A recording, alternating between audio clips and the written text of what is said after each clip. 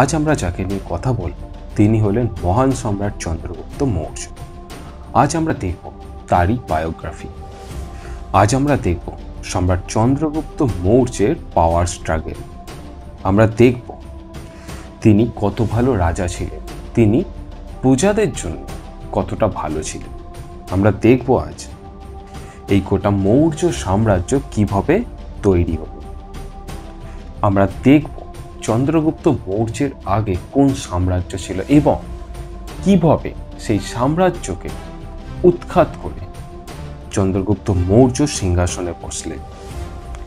এছাড়া আজ আমরা দেখব চন্দ্রগুপ্ত মৌর্যকে কেন্দ্র করে বিভিন্ন গুরুত্বপূর্ণ কথাগুলো, যেই তথ্যগুলো তোমাদের বিভিন্ন পরীক্ষার জন্য খুব গুরুত্বপূর্ণই এবং তার সাথে সাথে তোমাদের জানার জন্য বেশ আকর্ষণীয়।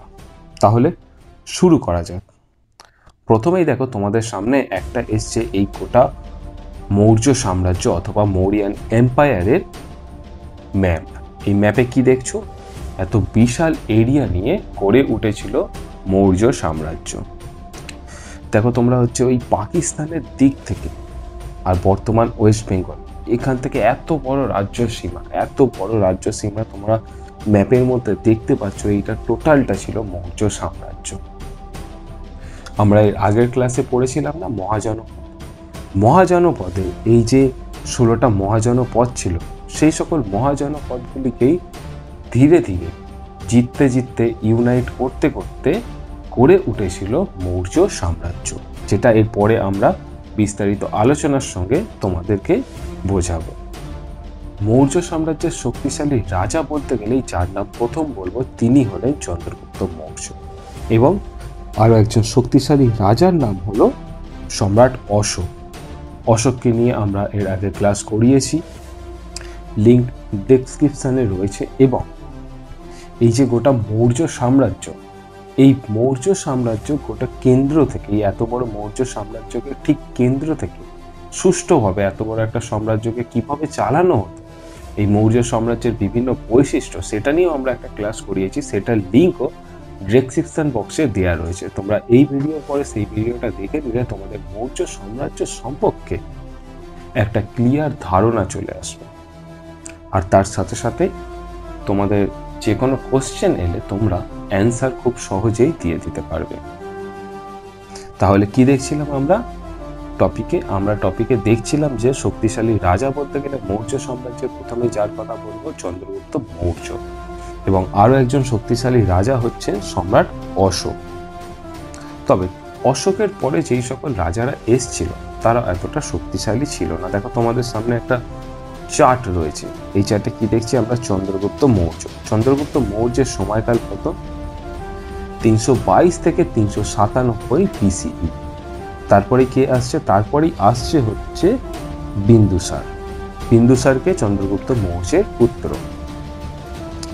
তার সময়কাল কত? তার সময়কাল হলো 297 থেকে 272 অথবা 268 BC। আর তারপরে কে আসছে? সম্রাট অশোক, 272 বা 268 BC থেকে 232 BC। আর একটা বিষয় এখানে তোমাদেরকে বলবো, এখানে দেখো যে 272/268 লেখা রয়েছে। কারণ কি? সম্রাট অশোকের সিংহাসন নিয়ে দ্বন্দ্ব, যেটা আমরা পড়েছিলাম, সেই দ্বন্দ্বের জন্যই এখানে এটা অপটিক দিয়ে 2 সাল দেয়া রয়েছে। সিংহাসন নিয়ে যেই গোটা দ্বন্দ্ব চলেছিল, তার ভাইদেরকে হত্যা, টোটাল বিষয়টা, সেই জন্য এখানে অপটিক দিয়ে এটা দেয়া রয়েছে। আর সম্রাট অশোকের পর যেই সকল শাসকরা আসছে তারা অতটা শক্তিশালী ছিল না, তাই তাদের নাম আমরা আর বলছি না। স্ক্রিনে তোমাদের ছবিতে তোমরা দেখে নিতে পারছো, তোমরা পারলে এখানটা স্ক্রিনশট তুলেও রেখে দিতে পারো। এরপরে সবার শেষ, মৌর্য সাম্রাজ্যের সবার শেষ যেই রাজা রয়েছে তার নাম কি? তার নাম হলো বৃহদত্ত। এনার সময়কাল 187 থেকে 180 BCE। এখানে তোমরা একটা জিনিস দেখেছো, একটা জিনিস লক্ষ্য করছো যে সালগুলো কিন্তু আমরা কেরম দেখছি, আমরা যেরম ভাবে নম্বর লিখি পরস্পর সেরম ভাবে হচ্ছে না, উল্টো হচ্ছে। আর কি লেখা রয়েছে? বিসি কথার অর্থ হলো খ্রিস্টপূর্বাব্দ, যীশু খ্রিস্টের জন্মের আগে। তো এইটা নিয়ে আমরা একটা পার্টিকুলার ভিডিও বানিয়ে দিয়েছি, যীশুখ্রিস্টের জন্মের আগের সালগুলো ক্যালকুলেশনের জন্য বিসি বলা হয়। তো যদি তোমাদের ডাউট থাকে তাহলে তোমরা সেই ভিডিওটা দেখতে পারো। আর যাদের তো ক্লিয়ার রয়েছে তাদেরকে বলার কিছু নেই, খুব ভালো কথা। তো চলো পরে দেখা যাক এখানে কি হচ্ছে। সবার শেষ মৌর্য সম্রাট বৃহদত্তের পরে কারা টেক ওভার করছে, এই সাম্রাজ্য কাদের হাতে চলে যাচ্ছে? শুঙ্গ ডাইনাস্টি এবং সাতবাহন ডাইনাস্টির হাতে এই সাম্রাজ্য চলে যাচ্ছে। মৌর্য সাম্রাজ্যের পরে কার হাতে আসছে? শুঙ্গ ডাইনাস্টি এবং সাতবাহন ডাইনাস্টির হাতে। দেখো এবার তোমাদের স্ক্রিনে যেটা রয়েছে এই ছবিটা কি? এই ছবিটা হচ্ছে 16টা মহাজনপদ, 16টা মহাজনপদের নাম। বলা হয় যেখানে জনসাধারণের পা পড়ল বা জনগণের পা পড়ল এবং বড় বড় স্টেট বা রাজ্য গড়ে উঠল, সেটাকেই বলা হয় জনপদ। জনপদ কটা ছিল? 16টা জনপদ ছিল। আমরা পড়েছি কিভাবে তৈরি হচ্ছে। এখানে বলা হচ্ছে যে জনগণের পা পড়ছে এবং বড় বড় স্টেট তৈরি হচ্ছে, এইভাবেই মহাজনপদ তৈরি হচ্ছে। আর এই মহাজনপদ কটা? 16টা। তখনকার সময় হতো কি, এই 16টা মহাজনপদ নিজেদের মধ্যে নিজেরা মারামারি করত। আর এর থেকে অনুভব করেছিলেন কি? কে অনুভব করেছিলেন? চাণক্য। চাণক্যকে কিং মেকার। চাণক্যই চন্দ্রগুপ্ত মৌর্যকে তৈরি করছে। আর কেন তৈরি করছে এর পরের আলোচনায় সেটাও তোমাদেরকে আমি বলবো। চাণক্য কি এখানে অনুভব করছে যে এই 16টার যেই জনপদগুলো রয়েছে এরা নিজেদের মধ্যে নিজেরা সবসময় ঝামেলাঝাটি করে টুকরোর পর টুকরো বেড়েই যাবে। আর বৈদেশিক শক্তিরা এসেও আক্রমণ করে আমাদের রাজ্যগুলো তারা নিজেদের হাতে নিয়ে নেবে। তো এই সমস্যার সমাধানের জন্য কি প্রয়োজন? এই সমস্যার সমাধানের প্রয়োজন সেটা হলো কি? সেটা হলো এই সকল জনপদগুলিকে জয় করো এবং করে দেওয়া হচ্ছে ইউনাইট। অর্থাৎ একটা রাজার অধীনে এই সকল জনপদগুলি থাকবে। তাতে কি হবে? বৈদেশিক শত্রুরাও আক্রমণ করবেন এবং ভেঙে ভেঙে আরো টুকরো হবে না। এবং চন্দ্রগুপ্ত মৌর্যকে চাণক্য কি করেছিলেন? যে লিডার হিসেবে ঘোষণা করে দিয়েছিলেন এবং চাণক্য বলেছিলেন চন্দ্রগুপ্ত মৌর্যের আন্ডারেই এই সকল রাজ্যগুলি ইউনাইট হবে এবং ভারতবর্ষ তৈরি হবে এবং যাতে কেন্দ্রীভূত শাসন ব্যবস্থা চলবে। অর্থাৎ এই ছোট ছোট রাজ্যগুলোকে জয় করে সম্রাট চন্দ্রগুপ্ত মৌর্য একটা কেন্দ্রীভূত শাসন ব্যবস্থা চালাবে, তিনি গঠন করবে নতুন ভারতবর্ষ। এখানে তো চাণক্য বলে দিল, কিন্তু এরপরে কিসের প্রয়োজন ছিল? এরপরে প্রয়োজন ছিল হচ্ছে এই সকল মহাজনপদগুলিকে জয় করা। আর তিনি স্টার্ট করে দেয় একে একে এই সকল জনপদগুলিকে বা ছোট ছোট রাজ্যগুলিকে জয় করে নিজ অধীনে আনা।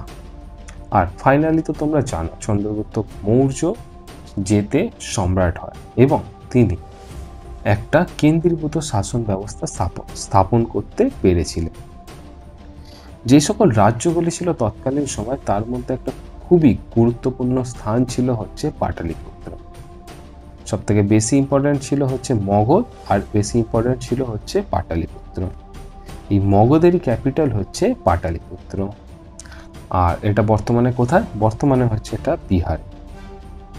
তো যাই হোক, এই দিকটা দেখলাম। এবার একটু দেখবো আমরা আর্লি লাইফ, চন্দ্রগুপ্ত মৌর্যের আগে এখানে কি হচ্ছে। চন্দ্রগুপ্ত মৌর্যের মৌর্য সাম্রাজ্য স্থাপনের আগে এখানে ছিল হচ্ছে নন্দ বংশ অথবা নন্দ সাম্রাজ্য বা নন্দ ডাইনেস্টি। আর তার আগে কি ছিল?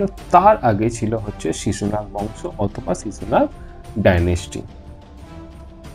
শিশুনাগের পরে আসছে নন্দ ডাইনেস্টি অথবা নন্দ বংশ। আর এই নন্দ বংশ কে স্থাপন করছে? মহাপদ নন্দ। সময় 345 বিসি। বিসি কথার অর্থ খ্রিস্টপূর্বাব্দ। আর এই সাম্রাজ্য কতদিন অবধি চলেছিল? 321 বিসি। এরপর চন্দ্রগুপ্ত মৌর্য যখন এই নন্দ বংশকে জয় করে বা নন্দ সাম্রাজ্যকে হারিয়ে দেয়, চন্দ্রগুপ্ত মৌর্য যখন এই নন্দ সাম্রাজ্যকে হারায় তখন এর শাসক ছিল হচ্ছে ধননাথ।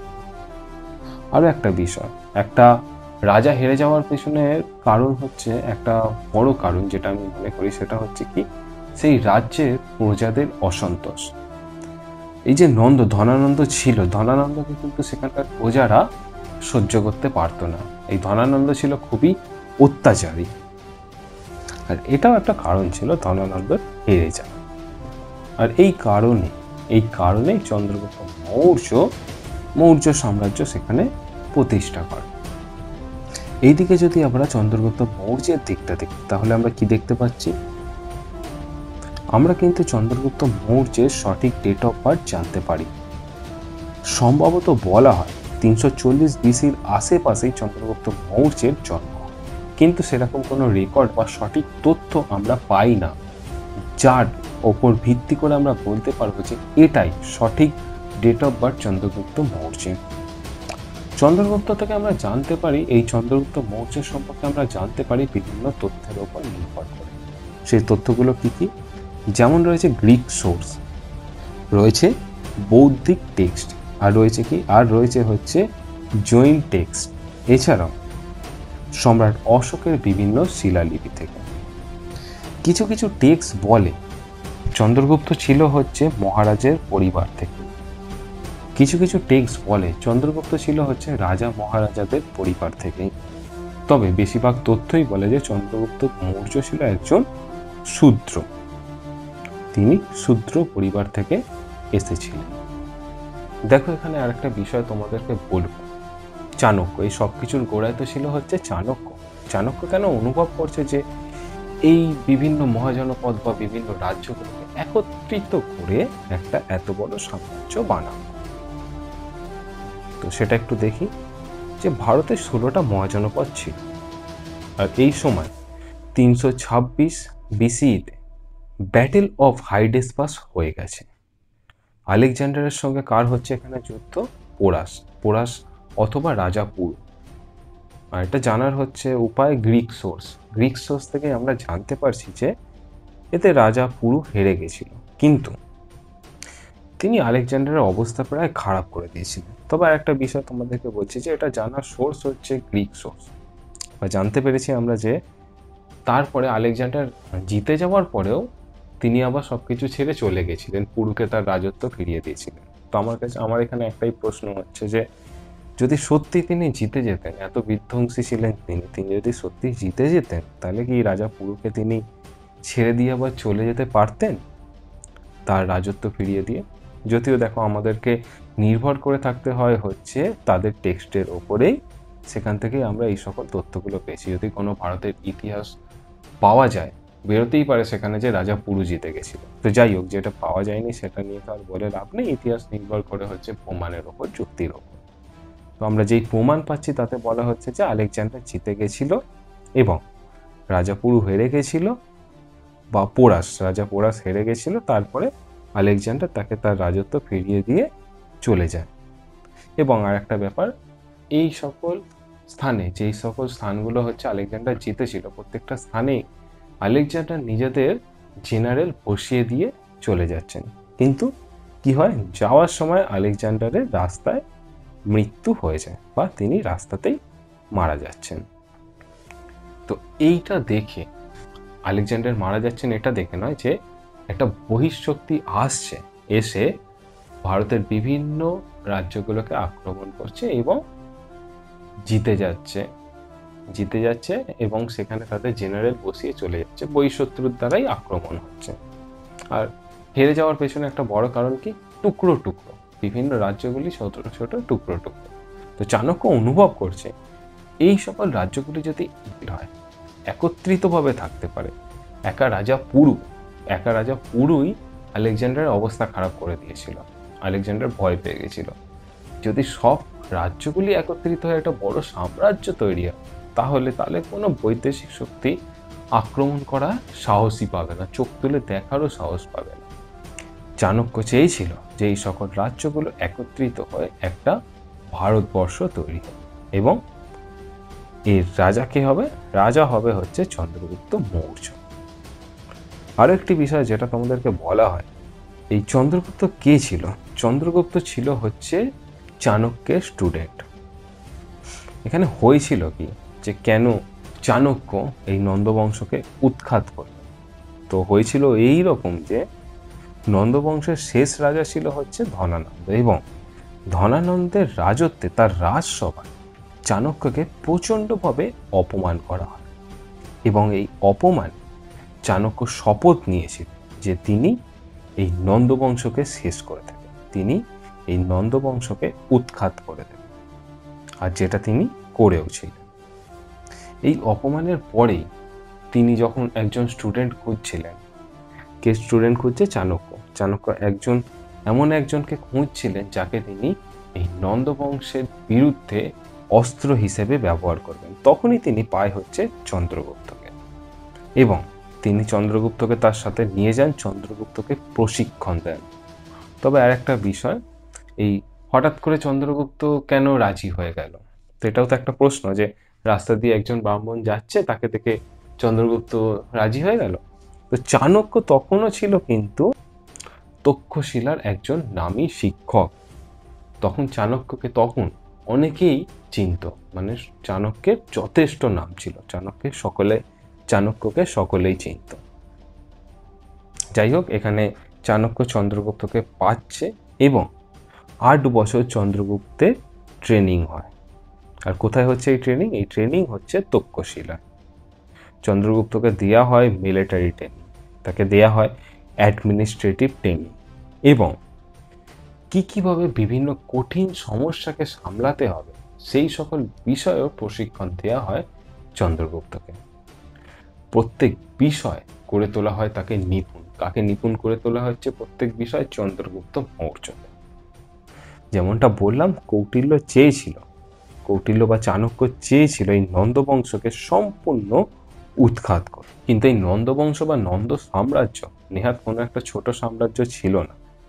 এর কাছে ছিল হচ্ছে 40,000-এরও অধিক সেনা, প্রচুর হাতি ঘোড়া, প্রচুর অস্ত্রশস্ত্র।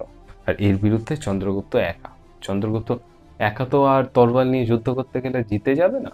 তো কি প্রয়োজন ছিল এর জন্য? এর জন্য প্রয়োজন ছিল হচ্ছে চন্দ্রগুপ্তের বিভিন্ন সাপোর্টের, এবং বিভিন্ন রাজাদের কাছে, বিভিন্ন মানুষদের কাছে চন্দ্রগুপ্ত যায় হচ্ছে এই সাপোর্টের জন্য, এবং তিনি সাপোর্ট পায়ও। আর যুদ্ধ হয় হচ্ছে প্রথমবার যুদ্ধ হলে এই নন্দবংশ ভার্সেস চন্দ্রগুপ্ত মৌর্য, এই যুদ্ধ হলে চন্দ্রগুপ্ত মৌর্য হেরে যায়, এবং তিনি সেখান থেকে পালিয়ে যেতে বাধ্য হন। আর এর থেকেই কৌটিল্য বা চাণক্য বুঝতে পারে যে সোজাসুজি নন্দবংশকে অ্যাটাক করলে নন্দবংশকে হারিয়ে দেওয়া কোনোভাবেই চন্দ্রগুপ্ত মৌর্যের পক্ষে সম্ভব হবে না, এবং তিনি বিকল্প পন্থা গ্রহণ করেন। কৌটিল্য সিদ্ধান্ত নেয় এই যে তিনি পাঞ্জাবের দিক থেকে অ্যাটাক করবেন, এবং সেই সকল রাজ্যগুলোকে জয় করতে করতে এগিয়ে আসবেন।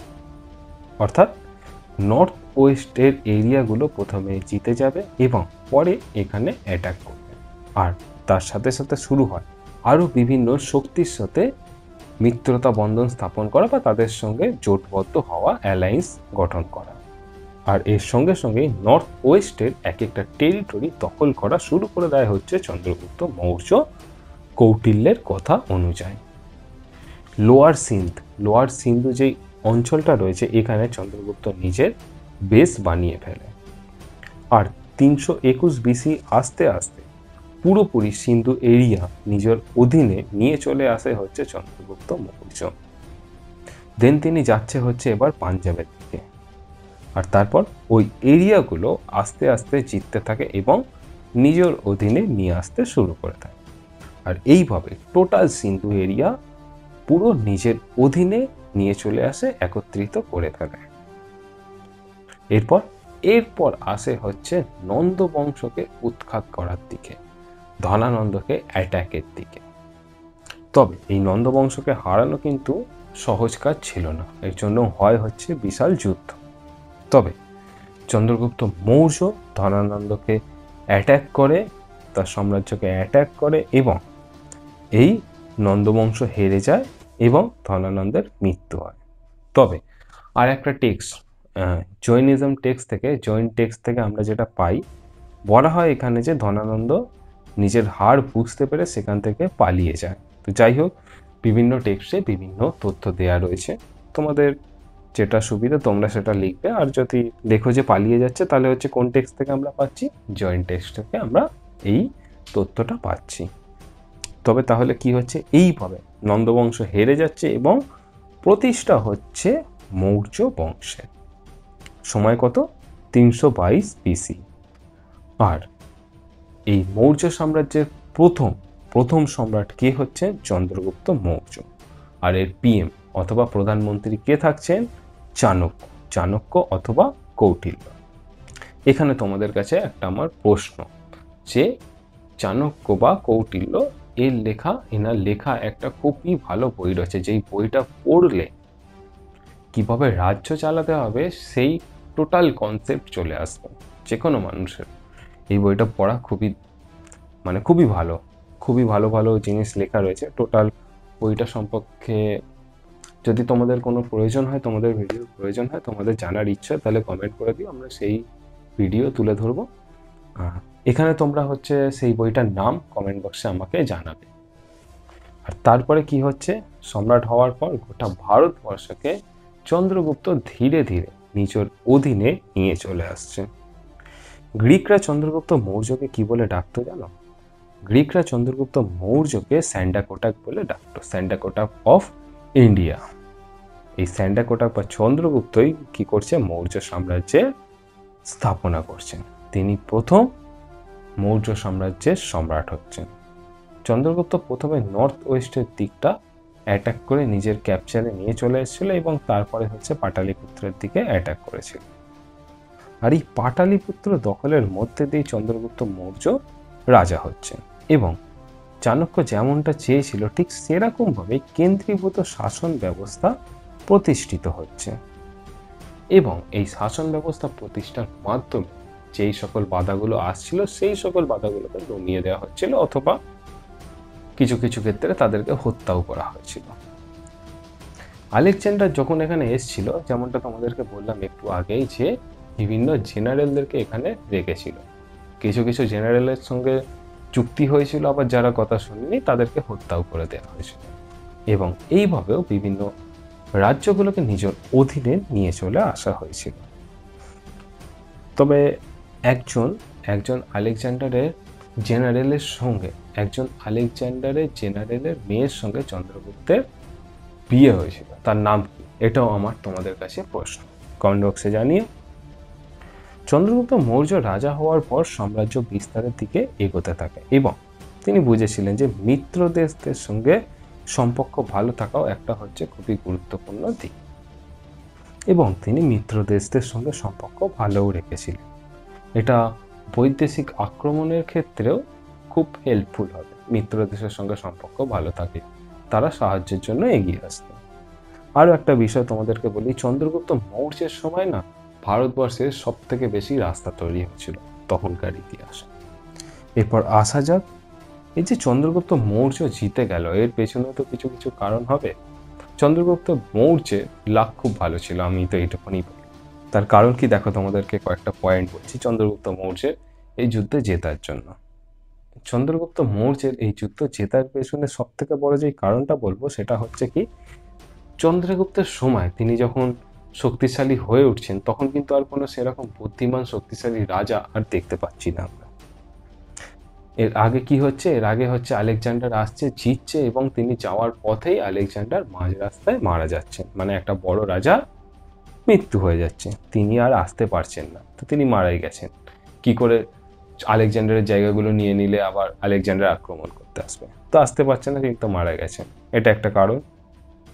এরপর হচ্ছে রাজা পুরুষ, শক্তিশালী রাজা ছিল আলেকজান্ডারও, যার কাছে কি বলবো, মানে মাথার ঘাম পায়ে চলে এসেছিল রাজা পুরুষ শক্তিশালী ক্ষমতা দেখে। এই চন্দ্রগুপ্তের সময় রাজা পুরুরও মৃত্যু হয়ে গেছিল, অর্থাৎ রাজা পুরু আর নেই। আরও একজন রাজা ছিল অম্বিকুমার, তিনি কোথাকার ছিলেন, তক্ষশিলার রাজা, তারও মৃত্যু হয়ে গেছিল। এবং এই সকল শক্তিশালী রাজারা না থাকার কারণে চন্দ্রগুপ্ত মৌর্য অ্যাডভান্টেজ পাচ্ছে এবং তিনি জিতে যাচ্ছে। এবং এরপরে রাজ্য জয় শুরু হয়। আলেকজান্ডারের স্থানগুলি তো তিনি দখল করে নিয়েই ছিলেন এবং বিভিন্ন জায়গা বাকিগুলো নিজের অধীনে নিয়ে চলে আসে। আলেকজান্ডার একজন জেনারেল সেলুকাস নিকেটার, তার সঙ্গে চন্দ্রগুপ্ত মৌর্যের দ্বন্দ্ব হয় এবং এই দ্বন্দ্ব বৃহত্তর যুদ্ধের রূপ নেওয়ার আগেই এক চুক্তি হয়ে যায় তাদের মধ্যে এবং চন্দ্রগুপ্ত মৌর্য সেলুকাস নিকেটারকে 500 হাতি দেয় এবং সেলুকাস নিকেটারের মেয়ের সঙ্গে চন্দ্রগুপ্ত মৌর্যের বিয়ে হয়ে যায়। সেলুকাস নিকেটারের মেয়ের নাম কি তোমরা কমেন্ট বক্সে কমেন্ট করে জানাও। আর এই সেলুকাস নিকেটারই একজন অ্যাম্বাসেডারকে চন্দ্রগুপ্ত মৌর্যের কোর্টে পাঠিয়েছিলেন। সেই অ্যাম্বাসেডার হলো মেগাস্তিনিস যেই বইটা লিখেছিল তার নাম হচ্ছে ইন্ডিকা একটা বড় সোর্স। এই ইন্ডিকা থেকেই আমরা ভারতবর্ষ সম্পর্কে জানতে পারছি। চন্দ্রগুপ্ত মৌর্য তো চারিদিকে রাজ্য জয় শুরু করে দিয়েছিল। 300 BC-র মধ্যে মহারাষ্ট্র, কর্ণাটকের এই সাইড দিকগুলো চন্দ্রগুপ্ত মৌর্য নিজের অধীনে নিয়ে চলে আসতে পারে এবং একটা বিশাল সাম্রাজ্য বানিয়ে ফেলেছিলেন।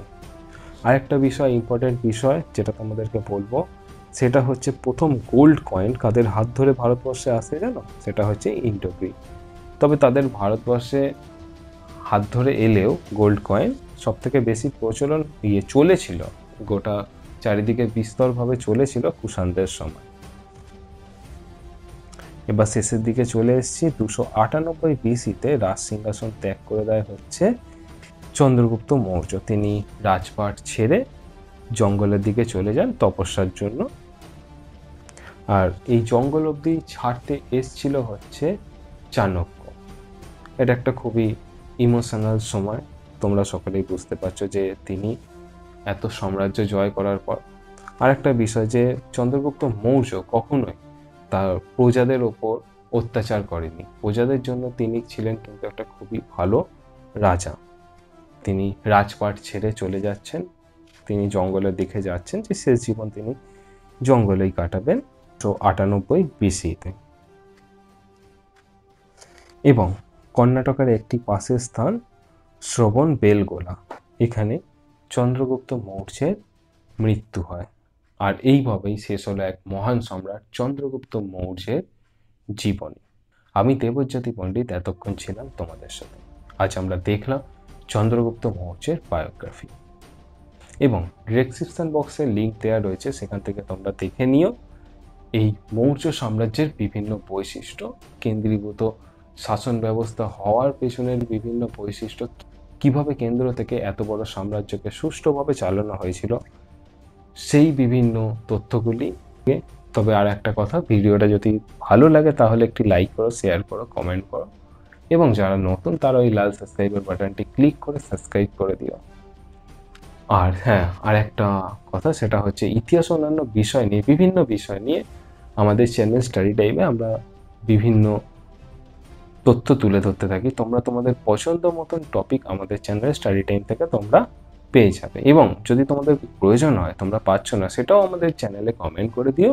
আমরা অবশ্যই তোমাদের সেই পছন্দের টপিক যত তাড়াতাড়ি সম্ভব তোমাদের সামনে তুলে ধরবো।